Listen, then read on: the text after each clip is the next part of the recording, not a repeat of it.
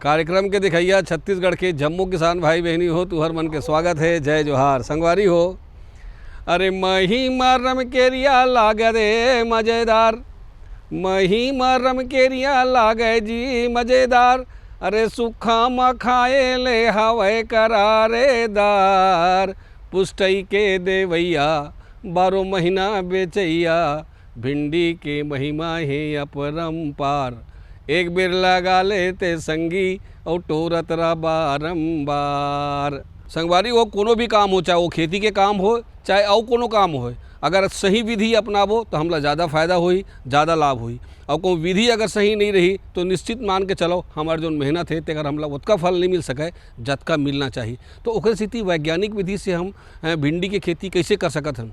तो एकर जो विशेषज्ञ जो हैं आज हमारे बीच में आए हुए हैं वो श्री राकेश कुमार पटेल जी हैं। ये कृषि विकास अधिकारी इंदिरा गांधी कृषि विश्वविद्यालय का है। तो ये राकेश कुमार पटेल जी से वैज्ञानिक ढंग से भिंडी की खेती कैसे करे जाए ये जानकारी ले से पहली एक छोटे से संदेश।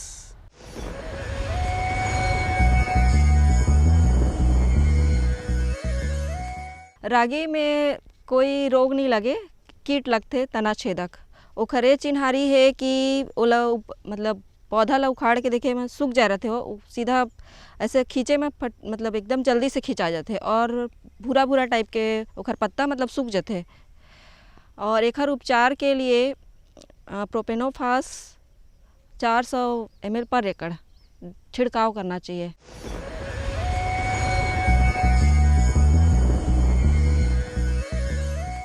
संदेश के बाद संगी हो तुहर मन के फिर से स्वागत है। जय जोहार संगी। आवा सबसे पहले ये जानबो कि हमारे जो छत्तीसगढ़ के जलवायु है तेन हमार भिंडी बर उचित है कि नहीं है, और साथ साथ में यहू जानबो कि हम अगर भिंडी लगाना है, जिससे मैं 2 प्रकार की भिंडी बताएं, हरियर और लाल, ये तो दोनों भिंडी लगाना है तो एक बार हमला ज़मीन के तैयारी कैसे करना है, कई बार जो तेल लगी ओखर मांदा बनायल पड़ी कि नहीं पड़े, आवा ये पहली जान लेते हैं। भिंडी की खेती के लिए छत्तीसगढ़ का जलवायु बहुत ही अनुकूल है, क्योंकि भिंडी की खेती के लिए उष्ण एवं नमी वातावरण की आवश्यकता पड़ती है, जो कि छत्तीसगढ़ में अनुकूल है। छत्तीसगढ़ भिंडी की खेती करने के लिए तापमान की आवश्यकता उसको कम से कम 20 से 30 अंश सेंटीग्रेड की आवश्यकता पड़ती है, जो कि उसके लिए अनुकूल माना जाता है, जो कि छत्तीसगढ़ में बहुत ही अच्छा है। और इसमें जैसे 17 अंश सेंटीग्रेड से अगर कम तापमान अगर होता है तो उसके अंकुरण को प्रभावित करता है, जो कि सीधे उसकी उपज को प्रभावित करता है। उसी तरह ग्रीष्मकालीन में अगर बुआई करते हैं तो अगर 42 अंश सेंटीग्रेड से यदि तापमान ऊपर जाता है तो भिंडी के जो फ्लावर जो आते हैं, जो उसके फूल जो आते हैं, वो झड़ना शुरू हो जाता है, जो सीधे ही उत्पादन को प्रभावित करता है। इस प्रकार से हमारे छत्तीसगढ़ जो है भिंडी की खेती के लिए बहुत ही अनुकूल माना जाता है। दूसरा चीज़ ये है कि भूमि की सबसे पहले भूमि की तैयारी कैसे करें, कौन सी भूमि का चयन हमको करें जिससे भिंडी का उत्पादन ज़्यादा हो। भिंडी की खेती के लिए जो दोमट मिट्टी होती है, हल्की दोमट मिट्टी बहुत ही अनुकूल मानी जाती है। वैसे भिंडी की खेती सभी प्रकार की भूमियों में किया जा सकता है, लेकिन जो हल्की दोमट मिट्टी होती है वो बहुत ही अनुकूल मानी जाती है। ऐसी भूमि का चयन करना चाहिए जिस भूमि में ऑर्गेनिक जो कार्बनिक जो पदार्थ होते हैं वो भरपूर मात्रा में होनी चाहिए। दूसरा, उसका जो pH वैल्यू है वो 6 से 8 के बीच होना चाहिए। इस प्रकार से हम भूमि का चयन करें और इस प्रकार से हम भूमि का चयन कर सकते हैं। खेती करने से पूर्व हमें ध्यान रखना चाहिए कि मिट्टी का जांच अवश्य करा लें, ताकि हमें जो मिट्टी में उपलब्ध जो पोषक तत्व हैं उसके वो हमें पता चल सके, उसके हिसाब से हम खाद की जो पूर्ति है हम कर सकें। भूमि की तैयारी बहुत ही आवश्यक तत्व माना जाता है, क्योंकि भूमि की तैयारी बहुत ही आवश्यक होता है। भूमि की तैयारी करने के लिए सबसे पहले एमबी प्लाऊ के थ्रू हम 2 बार जुताई करते हैं। उसके बाद कल्टीवेटर के द्वारा 2 जुताई अपने को करना अनिवार्य होता है। उसके पश्चात रोटावेटर के माध्यम से भूमि को समतल करके अपन भूमि तैयार कर सकते हैं। ध्यान रखें कि जब भी अपन भूमि की तैयारी करना मतलब जुताई करना चालू करते हैं, उससे पहले उसमें 20 टन प्रति हेक्टेयर गोबर की खाद डालना अति आवश्यक होता है। भिंडी को लगाने की 2 विधियाँ होती हैं।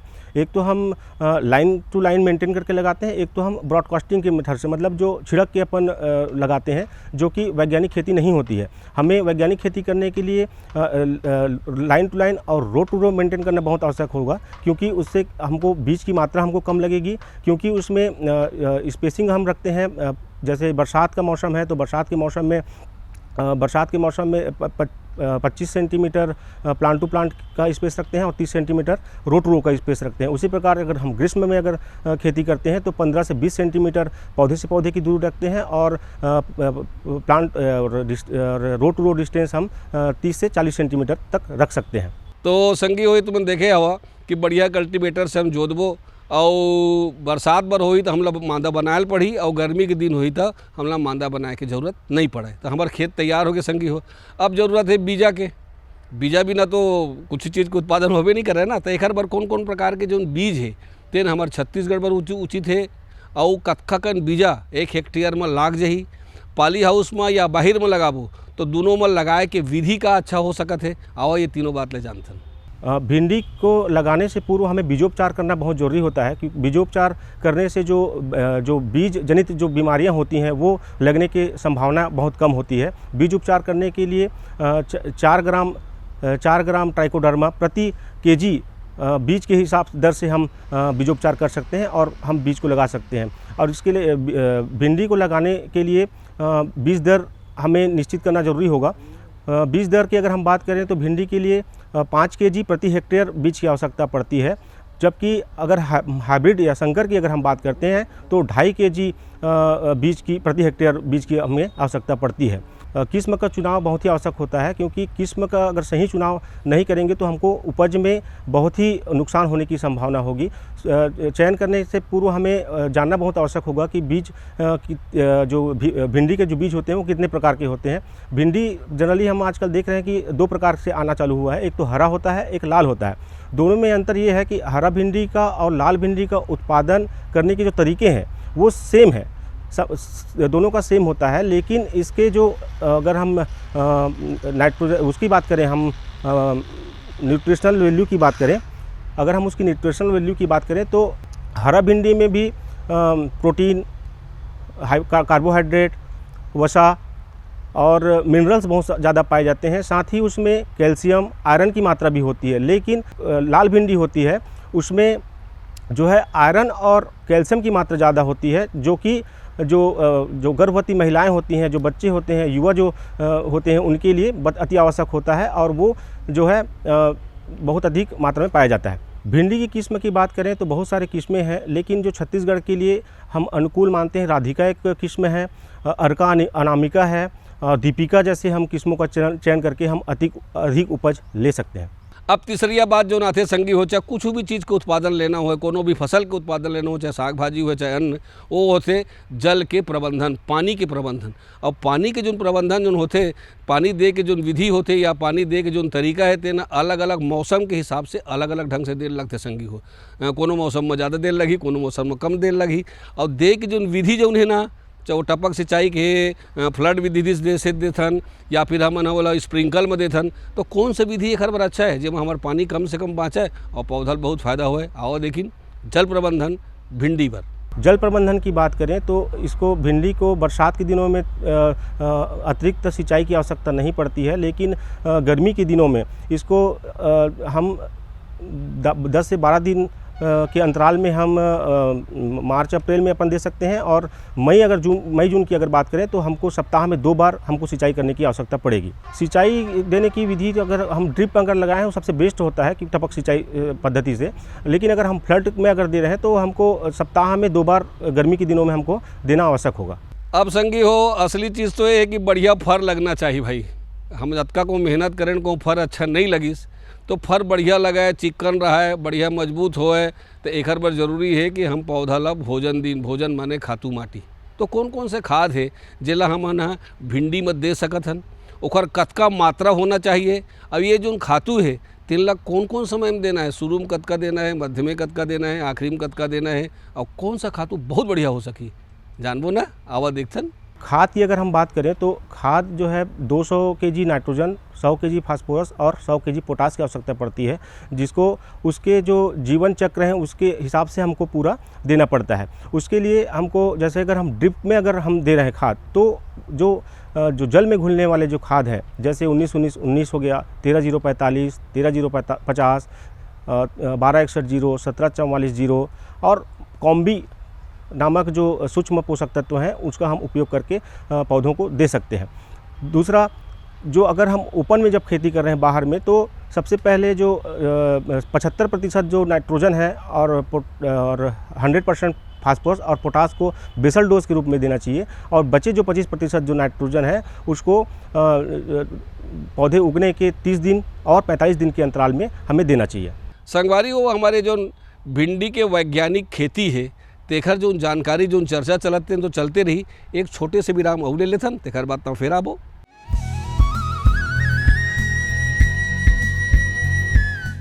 मेरे साथ बोलो ए बी। अरे नादान, बच्चे को एबीसी सिखा रहा है। अरे काम धंधे की एबीसी तू कब सीखेगा?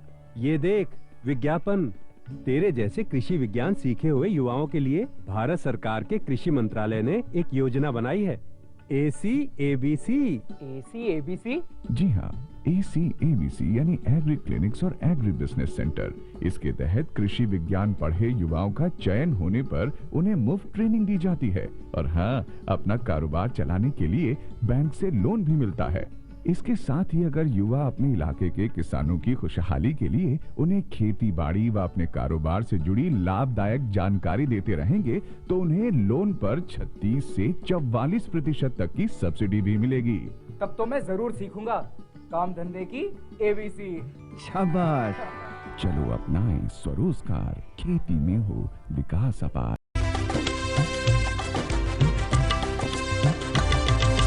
सहकारिता के बल पर विकास के लिए उठे कदम, जन सहकार की ताकत लेकर आगे बढ़ते जाएं हम। जन जन ने इस क्रांति में है विश्वास जगाया, हम सब ने मिलकर विकास का परचम है फहराया।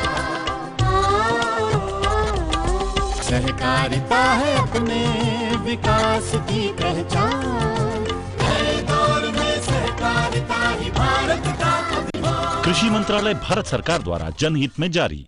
गांव-गांव और शहर शहर में बात चली, राष्ट्रीय बागवानी मिशन की लहर चली। आसान हुआ अब फल फूल मसाले उगाना, नर्सरी लगाना और जैविक खेती अपनाना। अब हुआ तकनीकी प्रशिक्षण पाना आसान, विपणन के लिए भी है सहायता के प्रावधान।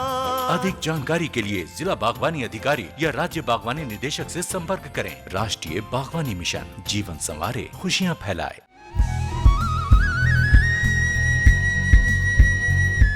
विराम के बाद तुम्हार मन के फिर से स्वागत है। जय जोहार संगवारी हो। जैसे कि तुम जाना था कि आज हमन जो उन्हें भिंडी के वैज्ञानिक खेती कैसे करे जाए यही विषय में चर्चा करत हन। अब हमारा अभी तक के हमन खातू तक के चर्चा करे रहे संगवारी हो। अब हमला ये जानना है कि एमा कौन कौन से रोग लगते और कौन कौन से कीड़ा लगते। ये पक्का है कि कोनो भी हम उत्पादन लेबो तो एमा रोग और कीड़ा लगे के संभावना रहते। तो एमा जो रोग और कीड़ा लगी तो एकर का लक्षण हो सकत है, अगर कहूँ वो लग गए तो ओकर का निदान करे जाए, कौन से दवाई डाले जाए, और का ऐसे बात हम ध्यान में रखबो जेमा रोग राई है कम हुई, पाली हाउस में लगाए से या बाहर में लगाए से। आवाज हुल जान लेते।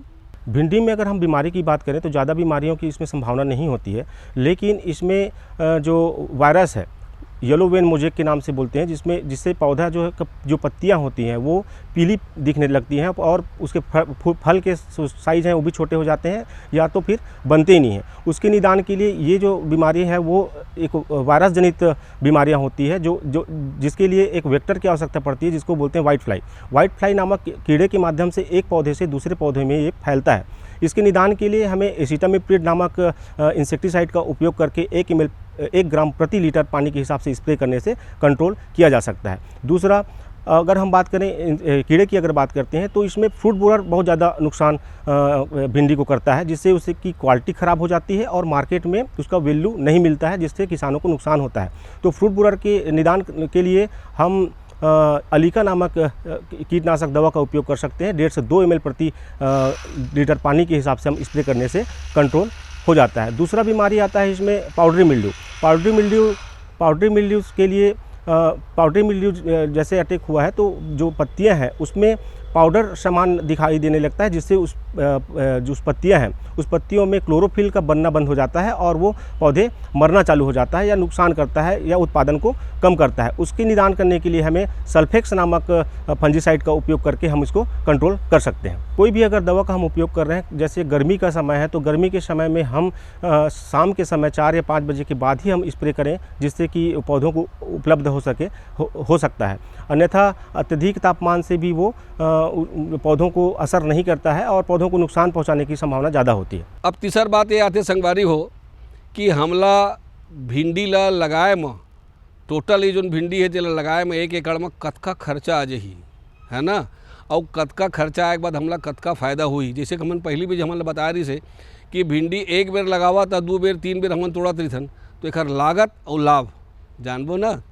आवा भिंडी की बुआई से लगभग 45 से 50 दिन में इसका तुड़ाई चालू हो जाता है और तुड़ाई चालू होने के बाद हमको ज़रूर ध्यान रखना होगा, क्योंकि उसको कंटिन्यू इसमें फ्लावरिंग फ्रूटिंग होते रहता है और जब बहुत जल्दी फास्ट इसका ग्रोथ होता है और बहुत ही जल्दी ओवर मैच्योर होने की संभावना होती है। इसलिए हर एक से 2 दिन के अंतराल में इसकी तुड़ाई अति आवश्यक होता है और कोशिश करें कि गर्मी के दिनों में हम शाम को ही तुड़ाई करें, जिससे कि दूसरे दिन हमको मार्केट में फ्रेश सामग्री हम किसानों तक पहुँचा पाएँ या भंडारण के लिए पहुँचा सकें। भिंडी आजकल 2 प्रकार से आ रहे हैं मार्केट में या आने लगे हैं। इसमें है प्रथम टाइप जो हरा वाला जो होता है और दूसरा लाल कलर का होता है। हरा कलर क्लोरोफिल के कारण उसमें हरापन रहता है और दूसरा जो लाल है वो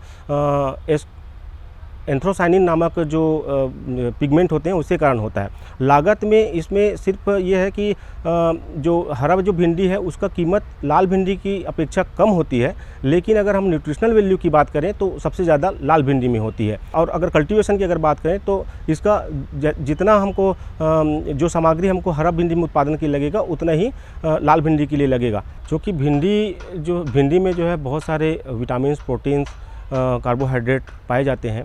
इसकी वैल्यू के हिसाब से अगर देखा जाए तो आजकल जो बहुत सारे गवर्नमेंट के जो योजनाएं जो चल रही है, खासकर जैसे आजकल स्कूलों में मध्याह्न भोजन के रूप में बच्चों को कुपोषित होने से बचाने के लिए जो चलाया जा रहा है, उसमें भी हम भिंडी का कंटिन्यू अपन उपयोग करके बच्चों में आयरन की कमी को और कैल्शियम की कमी को हम दूर कर सकते हैं, जिससे क्या है किसानों को बाज़ार के अलावा यहाँ इससे जो है अतिरिक्त इनकम प्राप्त हो सकता है। अब चौथैया बात ये आते संगवारी हो कि भिंडी ला हमन पाली हाउस में घलो लगा सकत हन, जैसे कि मैं खड़े हुआ पाली हाउस में तो मन देखा था, और ये ला बाहर में घलो लगा सकत हन। तो ये दोनों ला लगाए में हमला का बात के विशेष ध्यान रखना है, पाली हाउस में लगाए में का फ़ायदा है या बाहर में लगाए में का नुकसान है या का फ़ायदा है, यहूल जान लेते हैं, ताकि हमन बढ़िया से बढ़िया वैज्ञानिक ढंग से लगा करके बढ़िया फ़ायदा कमा सकें। पाली हाउस में खेती करने का सबसे बड़ा, भिंडी की खेती करने में सबसे ज़्यादा लाभ ये है कि इसमें जो वायरस है येलो वेन मोज़ेक नाम का, जो कि मेन इसका डिसीज़ होता है भिंडी का, जो इसके बढ़वार को और इसके पैदावार को बहुत ही ज़्यादा नुकसान पहुंचाता है, जो कि पॉली हाउस में खेती करने से, चूँकि पॉली हाउस पूर्णतः संरक्षित होती है, जिसके कारण वहाँ पे कीड़े नहीं आते हैं, जिसके कारण से जो येलो वेन मोज़ेक नामक जो बीमारी है वो पौधों में नहीं आता है। ये सबसे बड़ा इसका कारण है कि हम पॉली हाउस में खेती करते हैं। आखिरी में संगवारी यहू बात आ जाते जिनला जानना बहुत ज़रूरी है कि हमार जो लगाए फसल है तेनला नुकसान सबसे ज़्यादा कौन पहुँचाते, कीड़ा मकोड़ा के अतिरिक्त खरपतवार मन। हमार खातुल खा ली, हमार पानी खा ली, और हमार जो फसल है तो उन्हें कमज़ोर हो जाही और खरपतवार मन पोठा जाही। तो खरपतवार के नियंत्रण कैसे करे जाए यही जानना जरूरी है ना संगी हो, आवाज़ जान लेते हैं। भिंडी की खेती के लिए जो है खरपतवार एक बहुत बड़ी समस्या है। खरपतवार नियंत्रण के लिए 2 विधियां होती हैं। एक होता है केमिकल रूप से, जिसको हम हर्बिसाइड बोलते हैं, और दूसरा हम निंदाई गुड़ाई के थ्रू अपन कर सकते हैं। निंदाई गुड़ाई की अगर हम बात करें तो बीज लगाने के 15 से 20 दिन पश्चात हम पहली गुड़ाई कर सकते हैं। उसके बाद 30 से 35 दिन में, और उसके बाद 40 से 45 दिन बाद एक बार निराई गुड़ाई अब करने से अपन जो खरपतवार होते हैं उसको हम कंट्रोल कर सकते हैं। अगर ये संभव नहीं है तो हम केमिकल रूप से भी अपन उपयोग कर सकते हैं, जिसमें हर्बिसाइड के रूप में हम फ्लूक्लोरेलिन 1 kg पर हेक्टेयर के हिसाब से अपन उपयोग करने से, जो कि एक प्री इमरजेंस हर्बिसाइड होता है। प्री इमरजेंस मतलब बीज के उगने से पहले जिस दिन हम अगर बीज डालते हैं उसके उसी दिन या एक दिन पश्चात हम इसका स्प्रे करने से ज़मीन में स्प्रे करने से कोई भी खरपतवार नहीं आते हैं। इसके लिए विशेष सावधानी ये रखनी पड़ती है कि स्प्रे करते समय कि उस ज़मीन में पर्याप्त मात्रा में नमी होना अति आवश्यक होता है। साथ ही पेंडिमिथलिन 6 ml प्रति लीटर पानी के हिसाब से स्प्रे करने से भी जो खरपतवार होते हैं वो नष्ट हो जाते हैं। तो ये रही संगी हो भिंडी के वैज्ञानिक खेती कैसे करे जाए और एकर से कैसे लाभ कमाए जा सकत है तेखर जानकारी संगी हो। मूल विश्वास है कि तुमन आज के जानकारी के फ़ायदा जरूर उठाऊ। अब बेरा है एक गीत और संगीत के, छत्तीसगढ़ी गीत के, आओ ओकरो मजा ले लीन।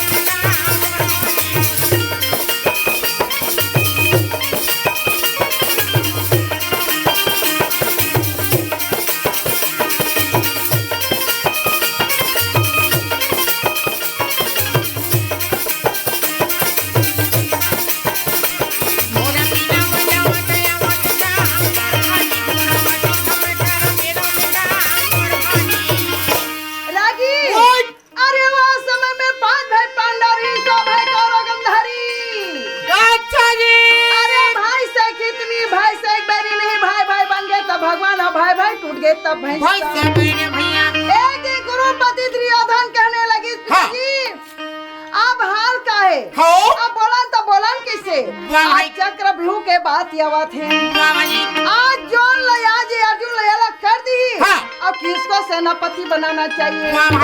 वो समय में करण का थी सेनापति मोला बना देवे और खून की टीका लगा देवे। सारी 5 अपन और मार के मार वो समय में गुरु द्रोणाचार्य पुत्र ये स्वस्थ में करने ले कर तोर दायक ठिकाना ना दादा ठिकाना है अब सेनापति। ये हमारा सेनापति बनने लायक नहीं है। ये हमारा सेना में माने या हमारा सभा में बैठे लायक नहीं है। अब तोला हम सभापति बनाबो। अरे वो समय में गुरु द्रोणाचार्य है तो कहने लगी ठीक है ये सुशर्मा ला सेनापति बना दे देवे 10 जनवरी तक से निकाल दी। वो समय में सुशर्मा के माथ में खून के टीका लगाया कुछ सह न दिए भैया ये छत्ता न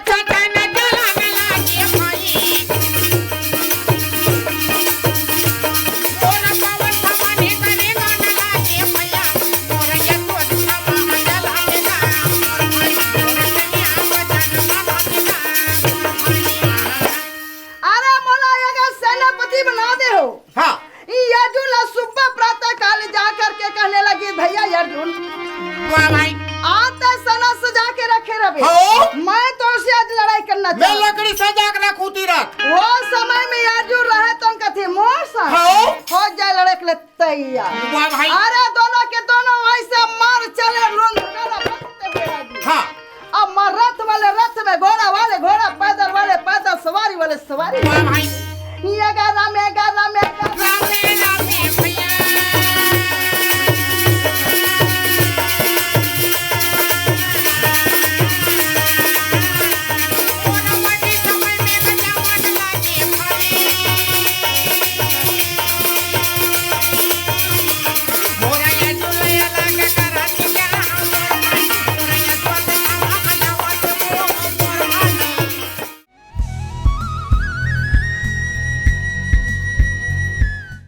कैसे लगी संगी हो छत्तीसगढ़ी गीत संगीत मजा आई ना? हाँ संगी हो। तो हमला पूरा विश्वास है कि आज के बताए तरीका से तुहुमन हम बिल्कुल वैज्ञानिक ढंग से भिंडी के खेती कराओ और खूब कमाओ। अवैया दरी बार फिर एक नवा विषय लेके आपके सेवा में हाजिर होबो। तलघस जम्बो संगवारी मल्ला। जय जोहार।